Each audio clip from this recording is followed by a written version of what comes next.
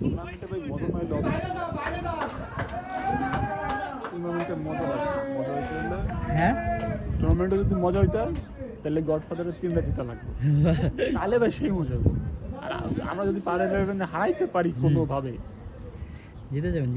এবারে জিতা বলতে মানে সেই মজা হবে মানে তখন টুর্নামেন্ট পুরো একদম জমে ইয়ে যাবে তখন আতিক ভাই সাজিদ রসা কমিটিতে আছে তো কোনোভাবে করে যদিও শান্ত ভাই সেক্রেটারি টাইগার স্যার